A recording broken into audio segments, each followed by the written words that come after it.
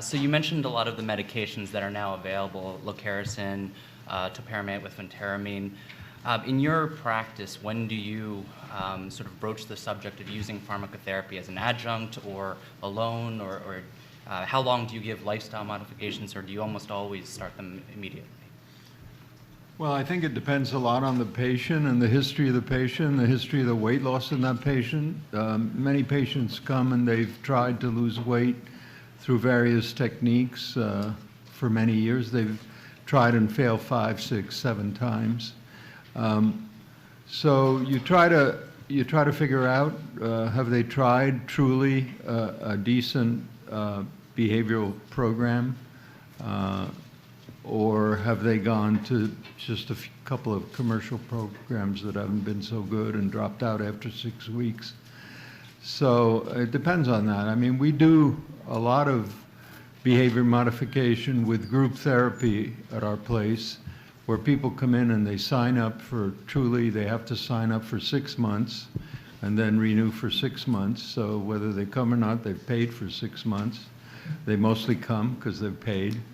And a lot of them do pretty well who have not done well before. So, but it depends on the patient. And certainly, if I think personally, one of the best uses of the medications now, Qsymia and Belvic, is when people start to regain weight. I mean, you can get them down pretty well. It's hard keeping them down, as I said. So I think weight maintenance is so difficult that using a drug at that point can be very helpful. Thanks.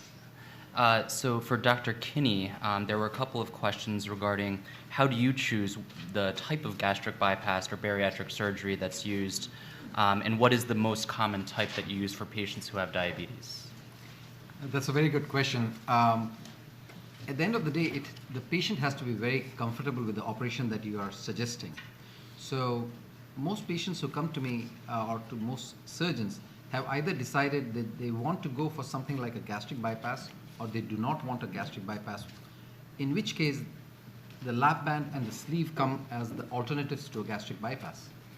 And since the lap band has a very high failure rate, almost 70% in most series, when you followed up to 5 to 10 years, we do not recommend in Mount Sinai, none of other surgeons recommend lap band as a first line of surgery.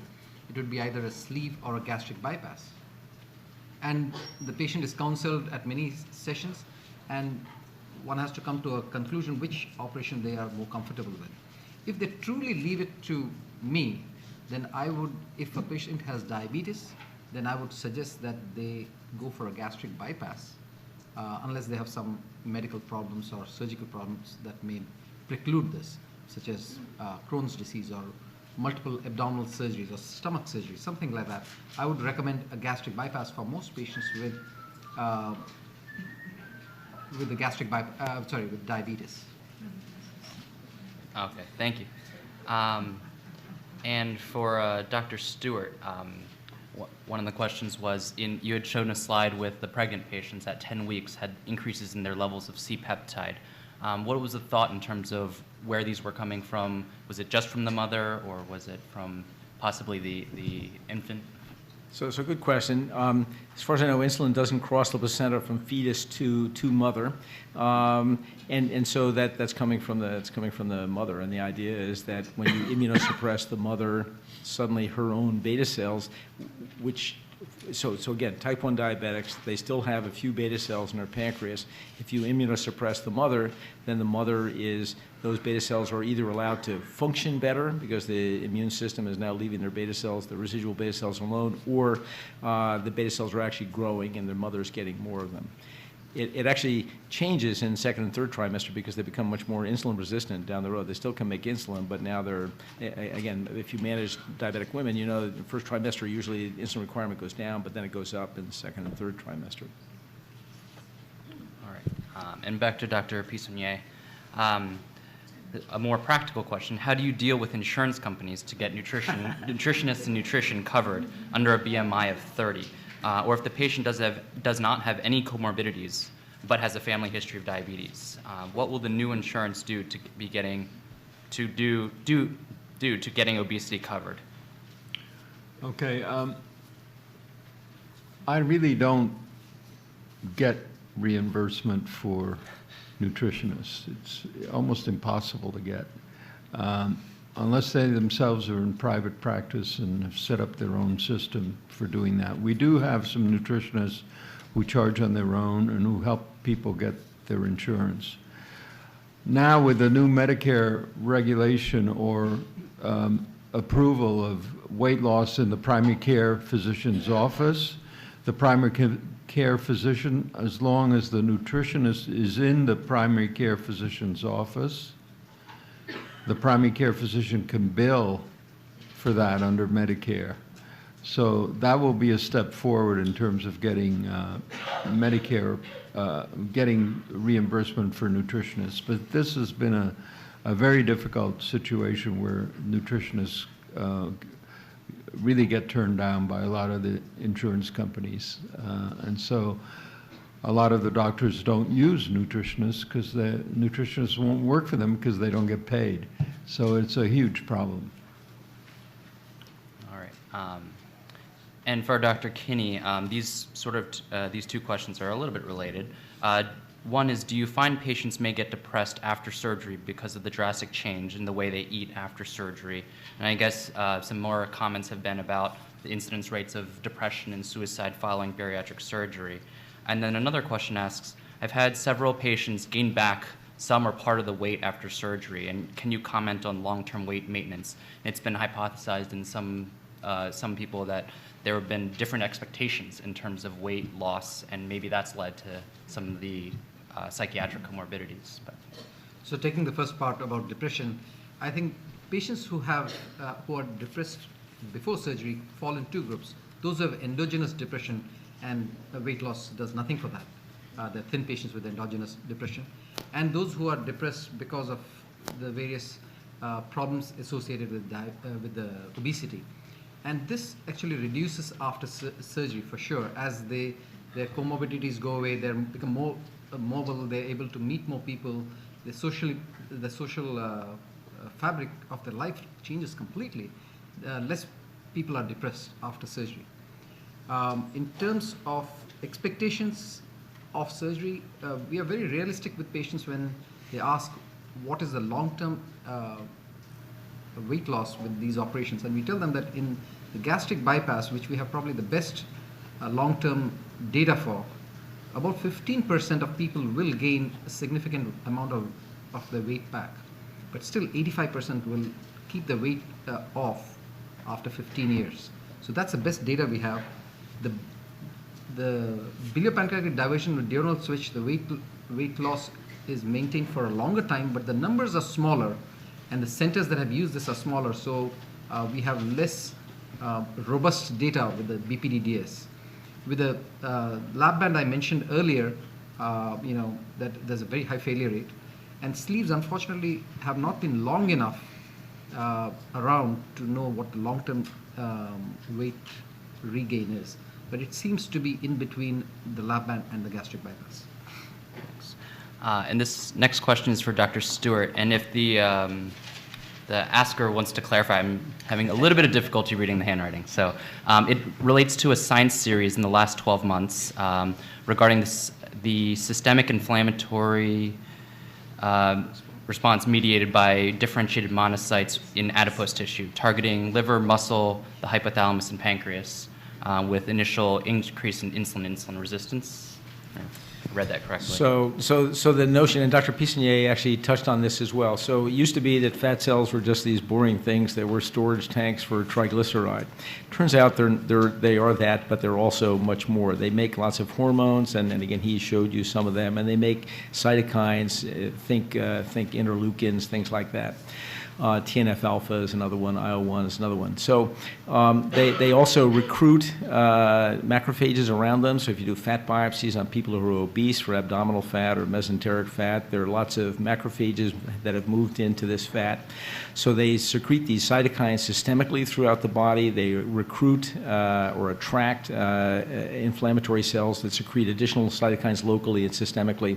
And so a whole new field has emerged of these cytokines or so-called adipokines, targeting other organs in the body and having adverse effects. So they talk to the liver, cause liver insulin resistance and fatty liver, et cetera. They talk to muscle and cause insulin resistance. And they talk to beta cells, and they contribute to the lipotoxicity. So too much fat in your beta cells, as Dr. Pisanier mentioned, is bad for beta cells. They die.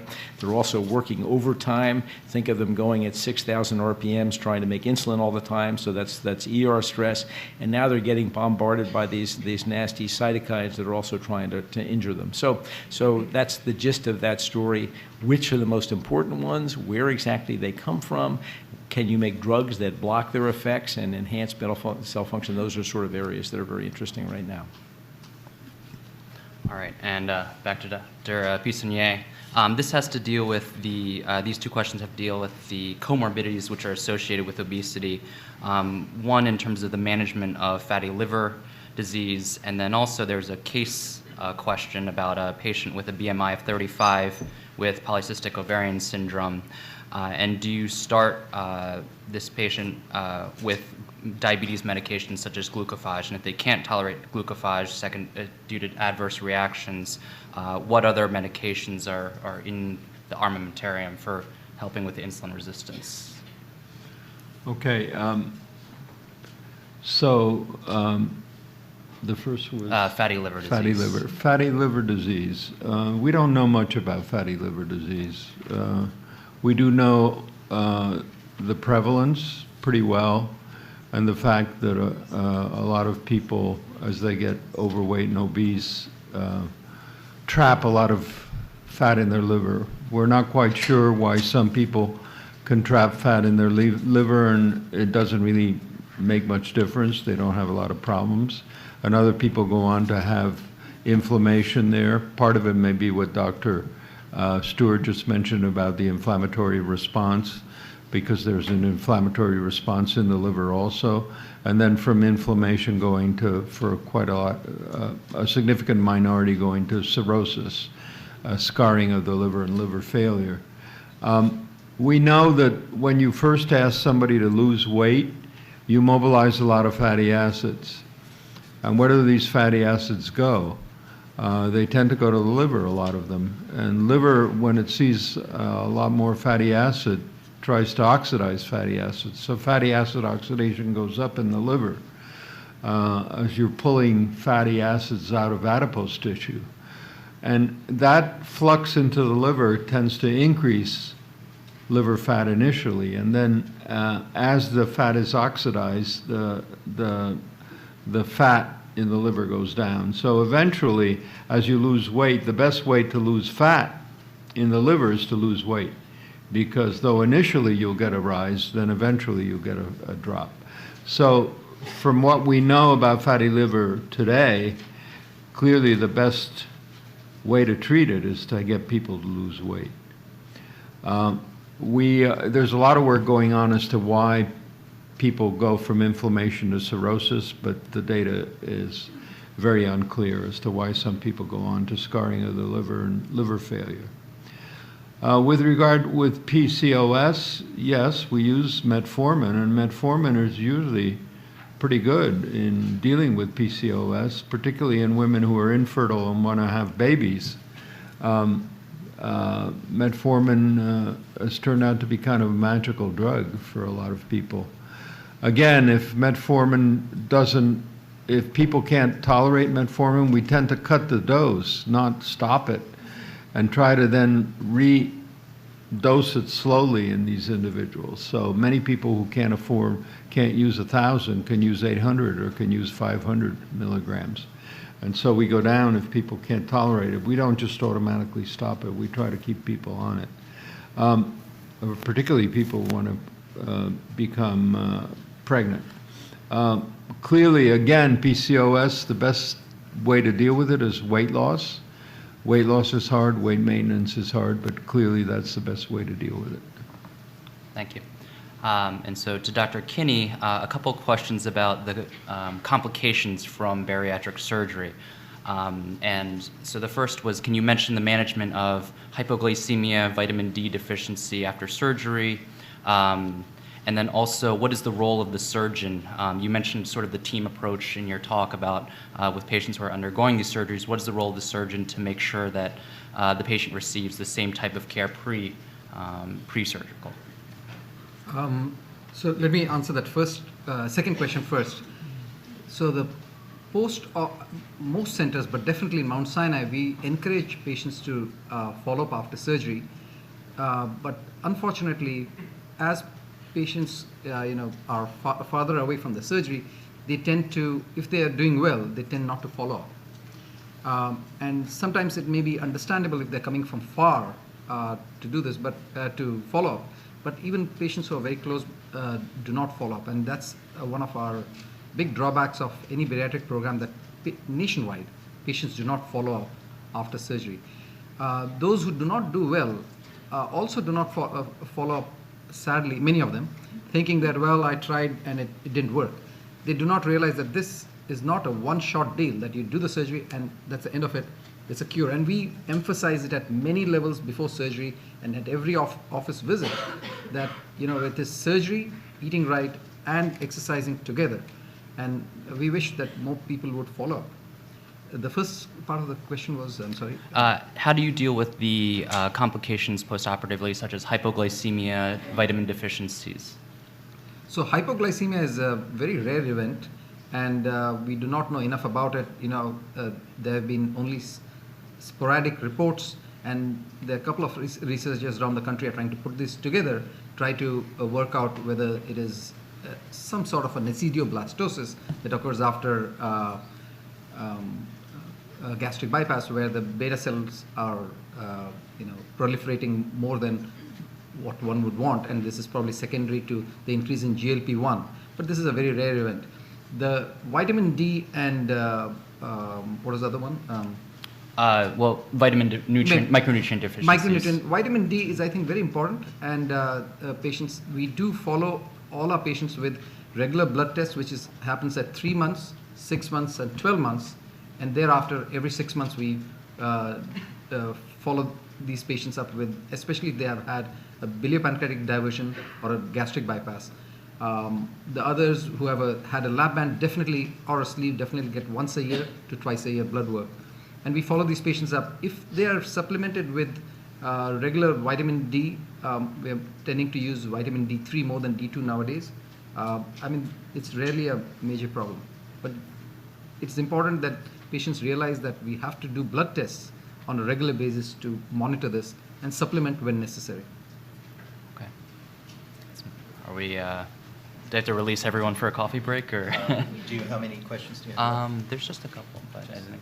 Do you want to do a final question let's do a final question before we go off to a 15-minute coffee break. And then we have managed to retain Dr. Lam, who's gotten his voice started. So we're going to do one final question and then. Okay. To Dr. Pisonier, there were a couple of questions about the challenges of lifestyle modifications and dietary restrictions in the role of weight loss. One was, how do you deal with the patients who feel that they're addicted to carbohydrates or have these such severe cravings? And then sort of as a follow-up, a lot of times when they are able to make these lifestyle changes, exercise and lose weight, what role does the set point play in terms of a plateau, or when do they hit that, when they hit that wall, what else is next? Well, let's talk about the set point first. The set point is, I think, probably a settling point rather than a set point where somebody settles into a weight and then defends that weight over time. It's a big issue, and that's why I think people regain weight after weight loss. The body, the hypothalamus, somehow represents the highest weight an individual has as their normal weight.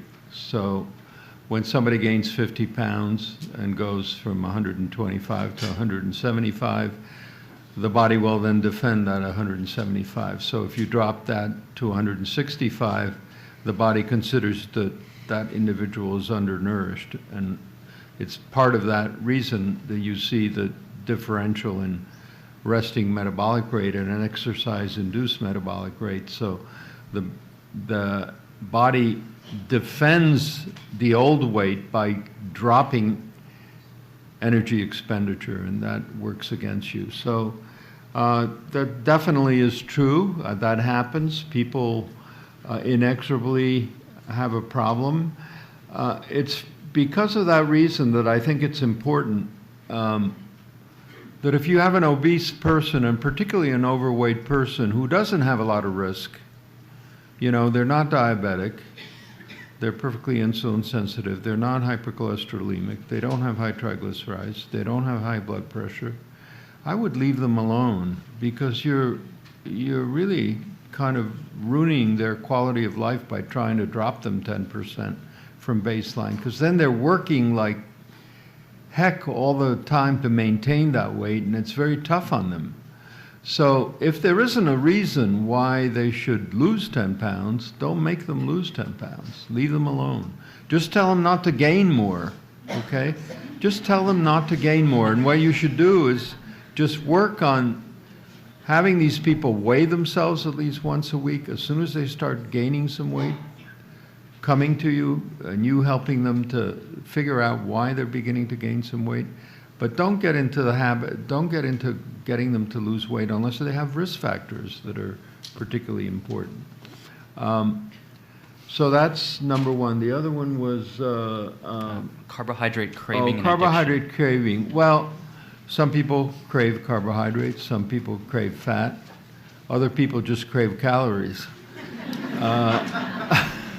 And I think they're all a problem. And so this is what problem solving is all about in behavioral modification, is stimulus control. And stimulus control is very hard. You really have to identify the stimuli, you have to identify the specific foods, you have to get people to self-monitor what they're eating, and then talk around that self-monitoring about how they can avoid that. A lot of these points or snacks that people take that are very high in carbohydrates or very high in nutrient density. So you have to be very specific about a particular person's habits, where they eat, how they eat, with whom they eat, how they prepare their food, where they eat out, the portion sizes, and then the macronutrient content. It's all part of the thing, and it's difficult.